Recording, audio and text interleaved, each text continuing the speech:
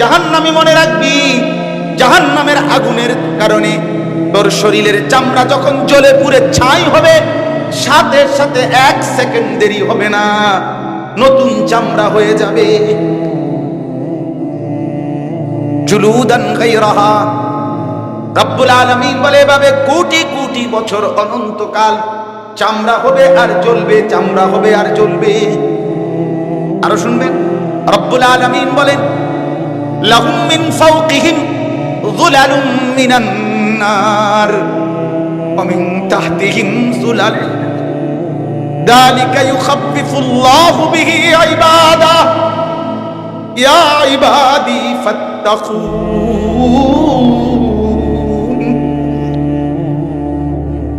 রব্বুল আলামিন বলে জাহান্নাম, নাফরমান বান্দা মনে রাখিস আমি আল্লাহ তোর মাথার উপরেও জাহান্নামের আগুন বিছিয়ে দেব, তোর নিচেও জাহান্নামের আগুন বিছিয়ে দেব।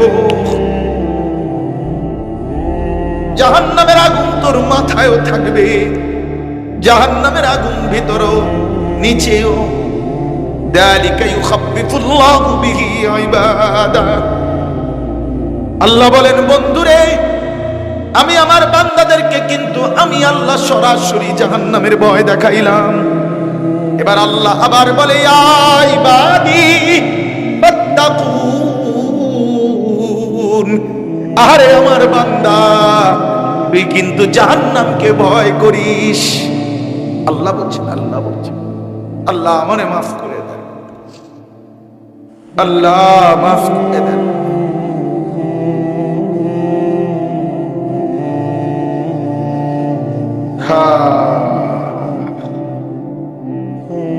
চলো বন্ধু, বলেই গেলাম, শুনাই গেলাম। তুমি বদলাইলে পৃথিবী বদলে যাবে ইনশাআল্লাহ। আল্লাহ তাআলা নওজোয়ানদেরকে হিম্মত দান করেন। নওজোয়ান সাথীরা নিয়ত করেন তো ইনশাআল্লাহ নামাজ পড়বেন, নিয়ত করেন, বলেন, হাত তুলেন। বুড়ারা তুইলেন না, মুরব্বীরা তুইলেন না হাত। নওজোয়ান সাথী, যুবক বন্ধু তোলো হাত, তোলো ইনশাআল্লাহ। আল্লাহ তৌফিক দান করেন, আল্লাহ আপনি হিম্মত দান করেন। তুমি চাইলে পারবে ভাইয়া, তুমি চাইলে পারবে। তোমার শরীর ভালো, স্বাস্থ্য ভালো, চোখ ভালো, নাক ভালো, কান ভালো, হাত ভালো, দেহ ভালো, সব ঠিক আছে, তুমি কেন সেজদা দিবা না? আল্লাহর কসম, এই কোরআনে আল্লাহ বলছে হাশরের ময়দানে আমি আমার নাফরমান বান্দাকে বলবো, বান্দা আমার সেজদা গুলো আমারে দে। ওয়ায়ুদাউনা ইলাস সুজুদ, খোদার কসম বন্ধু রব্বুল আলামিন বলবে বান্দা সেজদা গুলো দে, এখন দে। এত লক্ষ সেজদা বাকি, জীবনের সেই সেজদা গুলো এখন দে। আল্লাহ আবার বলেন ফালা ইস্তাতিউন, রব্বুল আলামিন বলেন নাফরমান বান্দা কোটি চেষ্টা করেও আর পারবে না। আজকে কনুই বাঁকা হয়, আজকে কোমর বাঁকা হয়, আজকে হাঁটু বাঁকা হয় বন্ধু, খোদার কসম হাশরের ময়দানে আর কনুই ভাঙবে না, আর কোমর বাঁকা হবে না, আর হাঁটু ভাঙবে না, আল্লাহর কসম বন্ধু। তুই যুবক সেদিন সেজদা দিতে পারবি না, কোটি চেষ্টা করেও। খাশিয়াতান আবসারুহুম তারহাকুহুম যিল্লাহ, আল্লাহ বলেন চোখ নামাইয়া লাঞ্ছনার বঞ্চনার বেইজ্জতি নিয়ে দাঁড়িয়ে থাকবে। ইয়াউমা ইয়াদুজ জালিমু, আমি গল্প শুনাই না রে বন্ধু, কোরআনের আয়াত, ঠিক কিনা বলেন? ঠাকুরমার জুলি বলছি না, রূপকথার কাহিনী শুনাইলাম না, তোর মালিকের কোরআন থেকে তোকে শুনাইলাম। আল্লাহ মাফ করে দেয়, ফিকির করা চাই, ফিকির করা চাই, ফিকির করা। হযরতে ওসমান রাদিয়াল্লাহু তাআলা আনহু একদিন বলছিলেন যে হায়, কিয়ামতের ময়দানে যদি আমার 1 মিনিটের জন্য বলে ওসমান তোর ফয়সালাটা মুলতবি রাখলাম, তোরে জান্নাত দেব না জাহান্নাম দেব, এটা পরে ফয়সালা হবে। হযরতে ওসমান বলেন আল্লাহর কসম ওই মুহূর্ত আসার আগে আমি আল্লাহর কাছে দোয়া করব, আল্লাহ আমার ছাই বানায় দেন, আমার মাটি বানায় দেন, তবু আমার হাসরের ময়দানে এই কথা বললেন না, আমার এই কথা বললেন না, আমারে বললেন। সাহাবী এই ভয় করতেন হাসরের ময়দান। আমার বন্ধু, আখিরাত আর পরকাল, হাসরের মাঠ, ছেলেরা বাপ, এটা মামুর বাড়ি না, নানার বাড়ি না, এটা রূপকথা না, অবাস্তব অযৌক্তিক না। যদি মিথ্যা হইতো, যদি কল্পনা হইতো, তাহলে আমরা ওটি কখন ছেড়ে দিতাম? ভাতের অভাবে বলি নাই, এত ফ্যাক, এত কাদা ভাইঙ্গা মনে লেগেছে, ভাতও খাইছিও না, এখনো ভাত খাইও নাই, নাইলে না খাইলাম। আল্লাহ আমাদেরকে আল্লাহর এক বলি বায়েজিদ বুস্তামি অথবা জুনায়েদ বাগদাদি,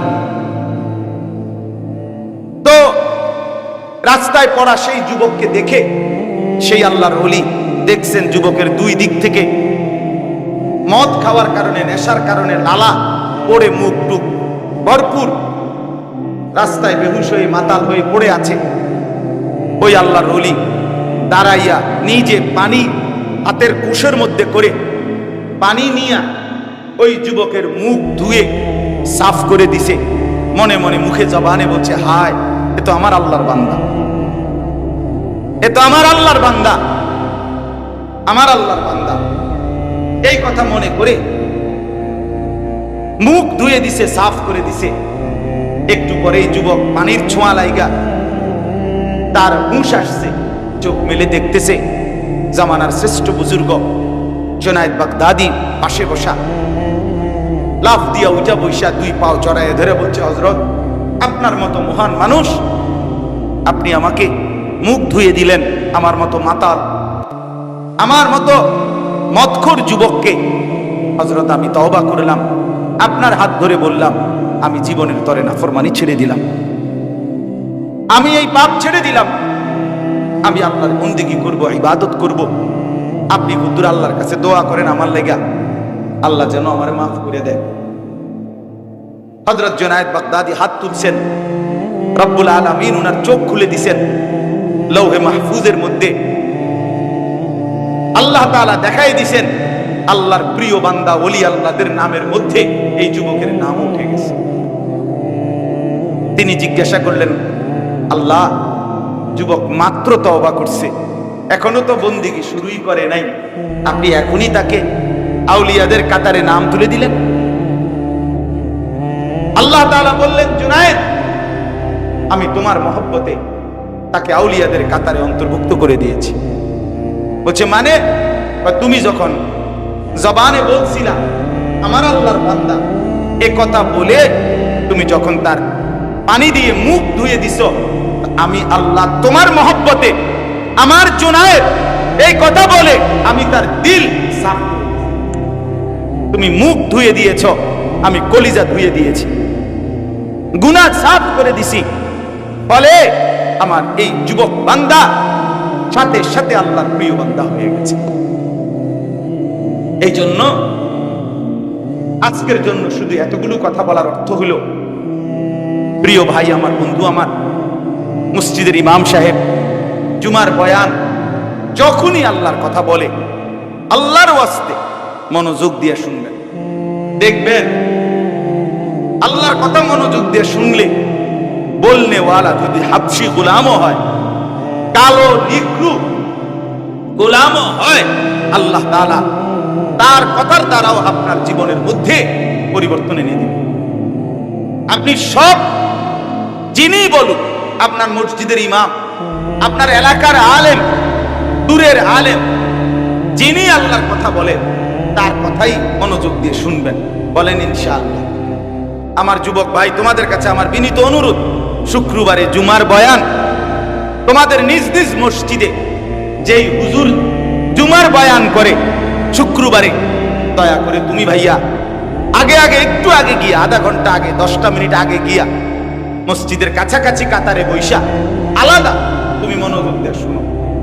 লগে সামান্য কয়টা বন্ধু লইয়া 4-5টা দুষ্ট একসাথে মসজিদে ঢুকো না, নেশাতে এই সাথে ঢুকলে এগুলো ঠেলা ঠেলি ধাক্কা ধাক্কি, ওই একটা আলটারে ঠেলা দিয়ে হাসে, ব্যাটকায়, হ্যাঁ, মোবাইল দেখায়, ফালতু একটা কথা বলে, একটা চিমটি কাটে, একটা গেঞ্জি ধরে টান দেয়, একটা লুঙ্গি ধরে টান দেয়, প্যান্ট ধরে টান দেয়।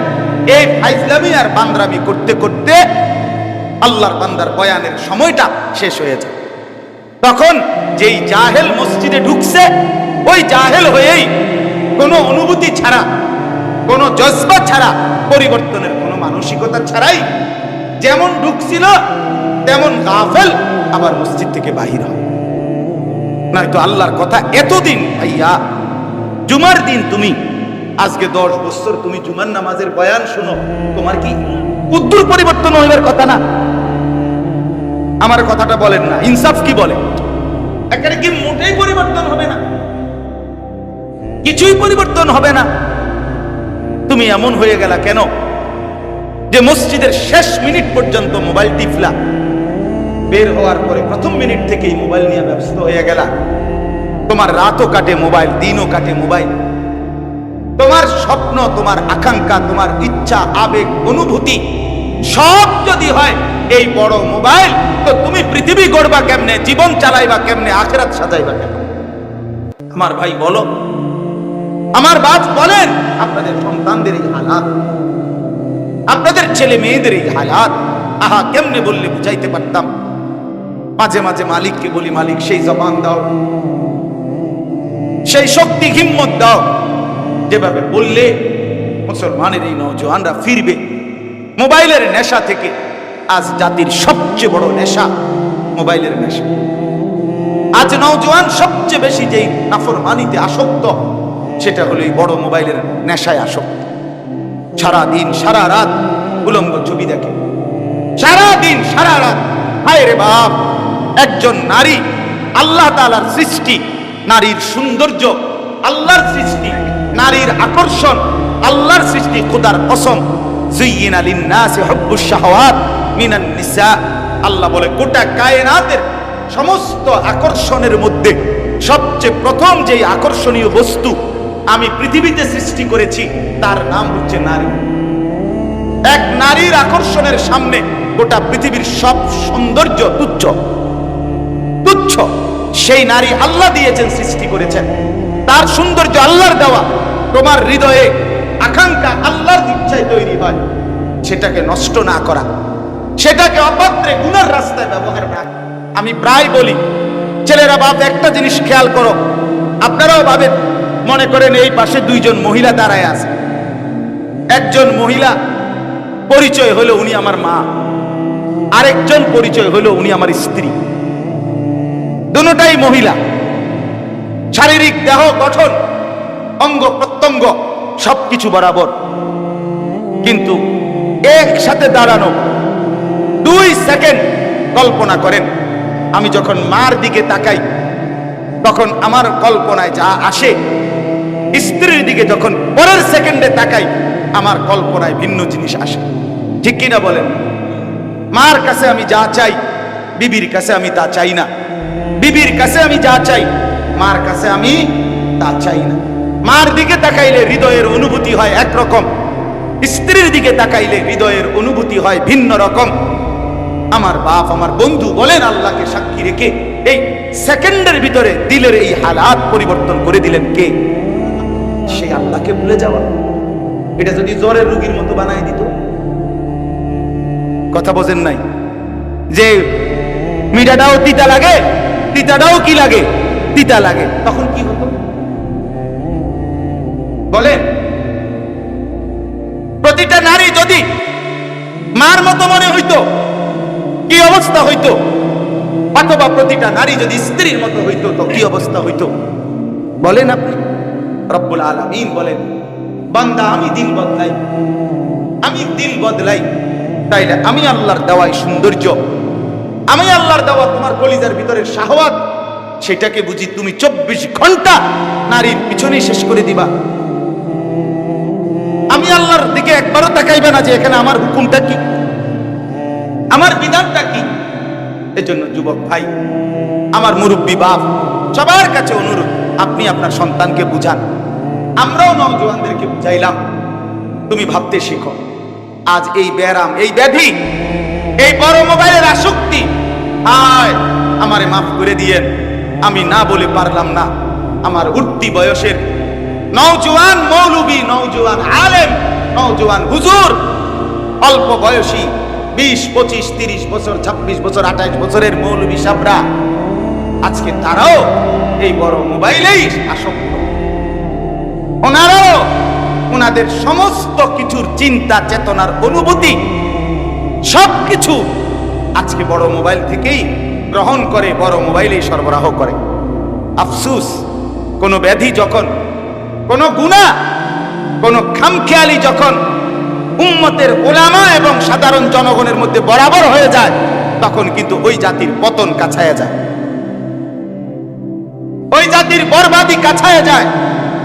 রাগ করলে কিছু করার নাই আমার, কিন্তু আমি স্পষ্ট বললাম, আল্লাহর নবী সাল্লাল্লাহু আলাইহি ওয়াসাল্লাম বলেন, লাম্মা ওয়াকাআত বানু ইসরাঈল ফিল মাআসি নাহাতহুম উলামাউহুম, যখন বনি ইসরাইল মুসা নবীর কওম গুনার নাফরমানির মধ্যে লিপ্ত ছিল, তখন তাদের যারা ওলামা, মুসা নবীর অনুসারী ইহুদি যারা আলেম ছিল প্রথম, তারা তাদেরকে ওই গুনাহ আর নাফরমানির থেকে নিষেধ করেছিল।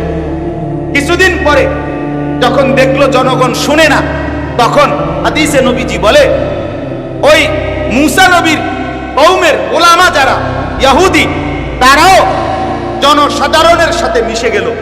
জনসাধারণ যা করছে তারাও তা করলো। আল্লাহ নবী সাল্লাল্লাহু আলাইহি ওয়াসাল্লাম বলেন, ফলে আল্লাহ তাআলা উভয়কে একসাথে ধ্বংস করে দিলেন।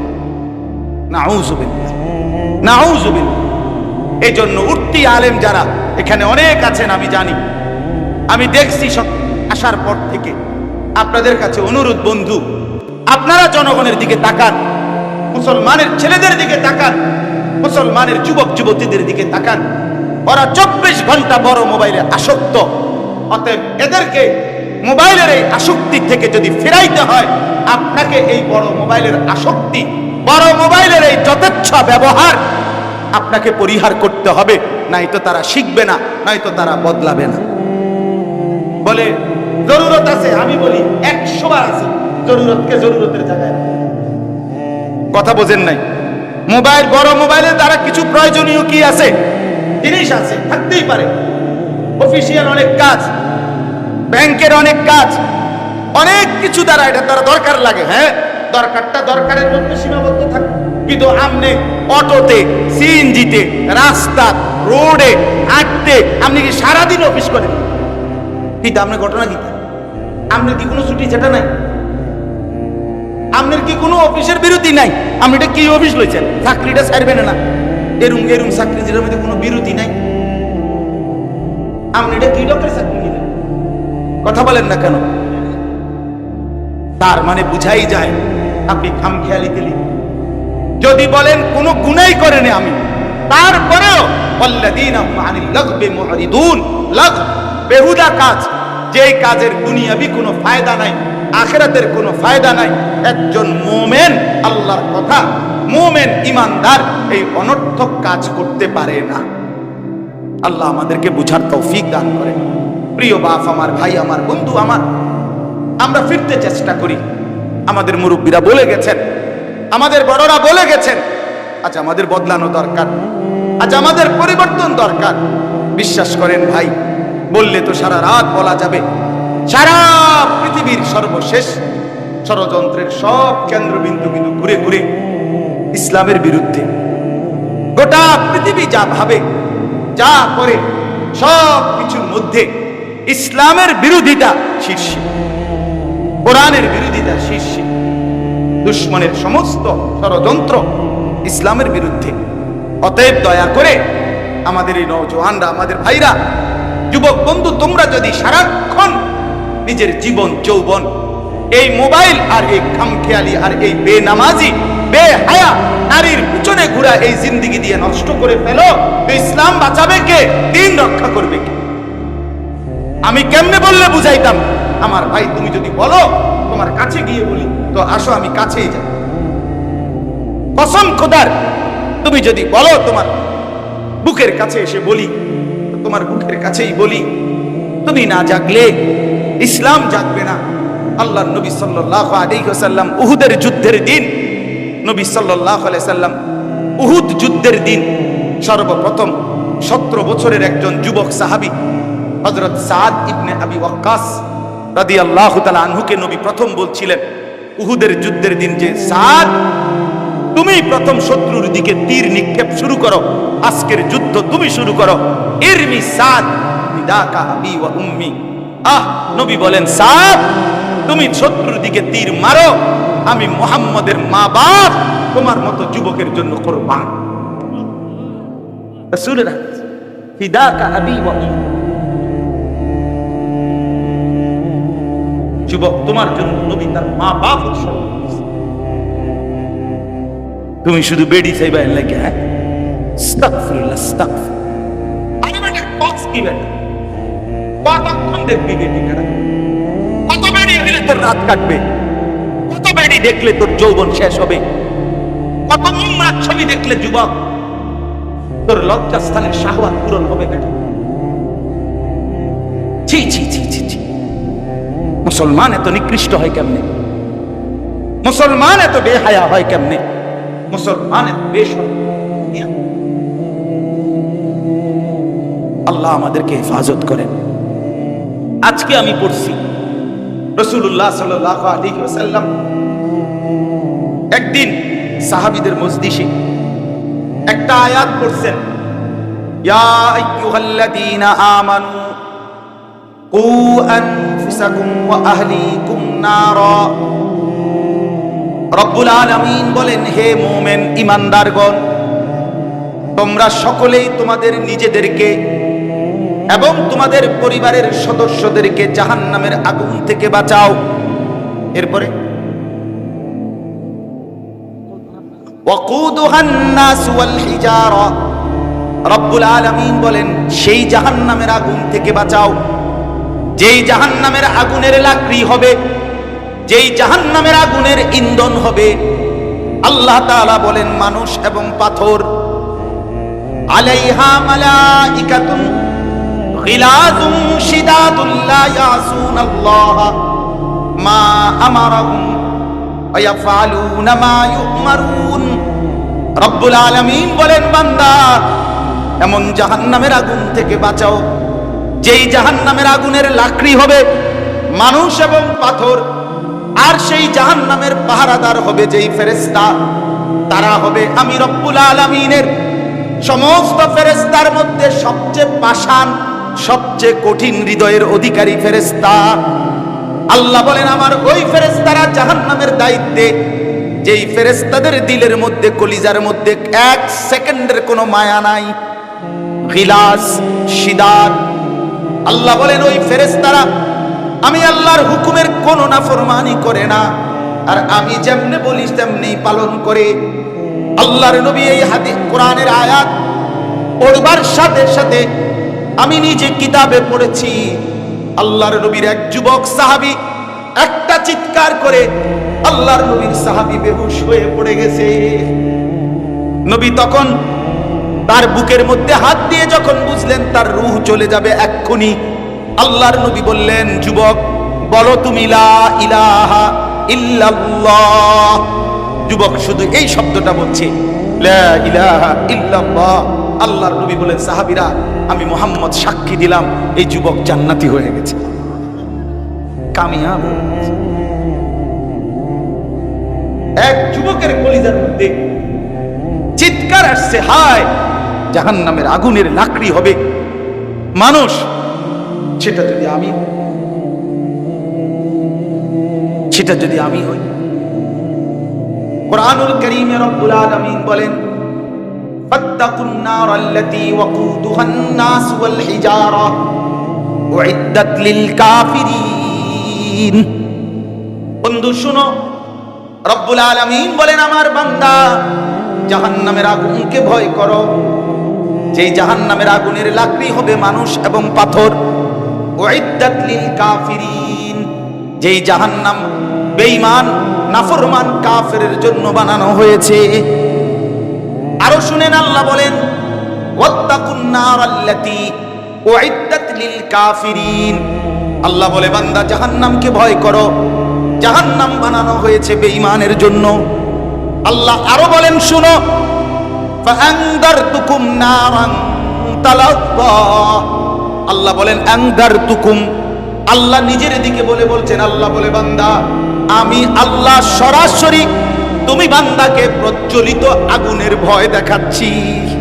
আমি কিন্তু জ্বালায়া ফেলুম, আমি কিন্তু ছারখার করে দেব, আমি রব্বুল আলামিন আগুনে পুড়ে ছাই করে ফেলবো। রব্বুল আলামিন বলেন কুল্লামা নাদিজাত জুলুদুহুম বাদদালনাহুম জুলুদান গায়রাহা। নাকি রব্বুল আলামিন বলেন জাহান্নামী মনে রাখবি, জাহান্নামের আগুনের কারণে তোর শরীরের চামড়া যখন জ্বলে পুড়ে ছাই হবে, সাথে সাথে 1 সেকেন্ড দেরি হবে না, নতুন চামড়া হয়ে যাবে। জুলুদান গায়রাহা। রব্বুল আলামিন বলে এভাবে কোটি কোটি বছর অনন্তকাল চামড়া হবে আর জ্বলবে, চামড়া হবে আর জ্বলবে। আরো শুনবেন, রব্বুল আলামিন বলেন লাহুম মিন ফাওকিহিম যুলালুম মিনান নার ওয়া মিন তাহতিহিম যুলাল যালিকা ইউখাফফিফুল্লাহু বিহি ইবাদা ইয়া ইবাদি ফাত্তাকুন।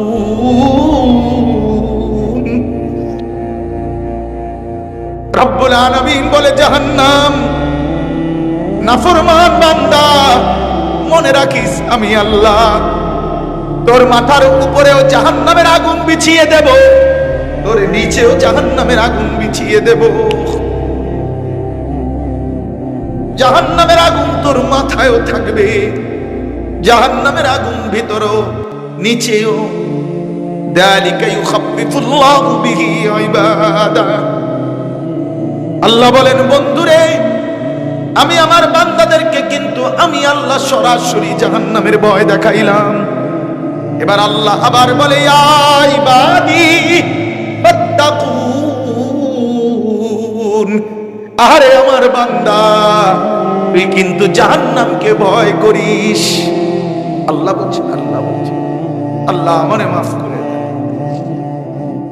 আল্লাহ মাফ করে দেন।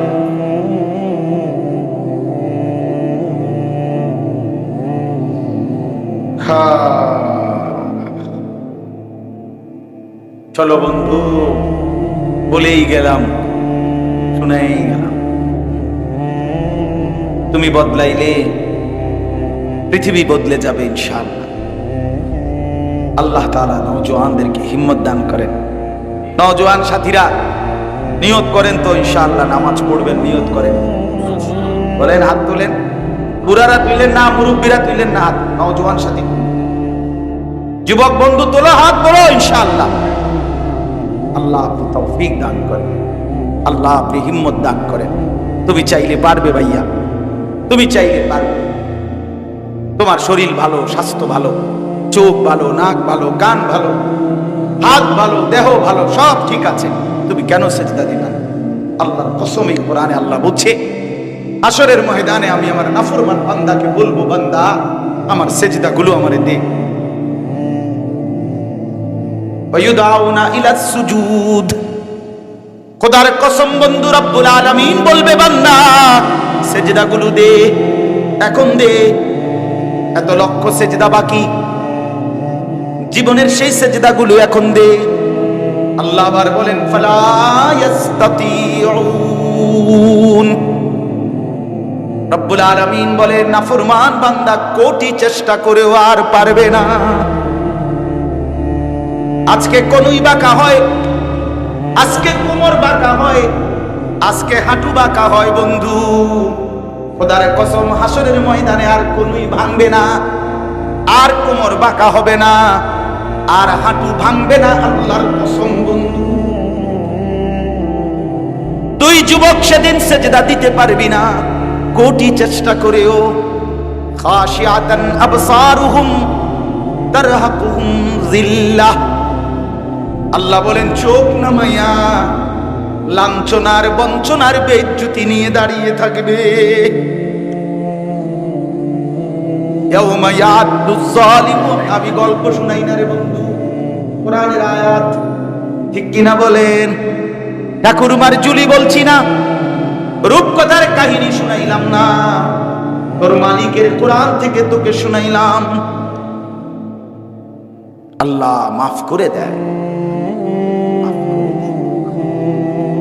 ফিকির করা চাই, ফিকির করা চাই, ফিকির করা।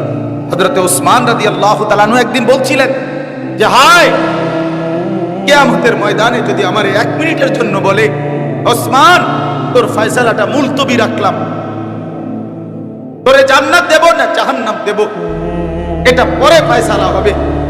হযরতে ওসমান বলেন, আল্লাহর কসম, ওই মুহূর্ত আসার আগে আমি আল্লাহর কাছে দোয়া করব, আল্লাহ আমারে ছাই বানায় দেন, আমারে মাটি বানায় দেন, তবু আমারে হাসরের ময়দানে এই কথা বললেন না, আমার এই কথা বললেন না, আমারে বললেন। সাহাবী এই ভয় করতেন হাসরের ময়দানকে।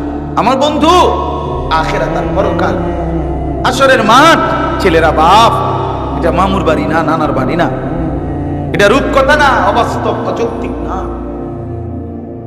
যদি মিথ্যা হইতো, যদি কল্পনা হইতো, তাহলে আমরা ওটি কোন ছেড়ে দিতাম। ভাতের অভাবে বলি নাই, এত ফ্যাক, এত কাদা ভাইঙ্গা ফোনে লেগে আছে, ভাতও খাইছিও না, এখনো ভাত খাইও না, নাইলে না খাইলাম। আল্লাহ আমাদেরকে হেফাজত করে।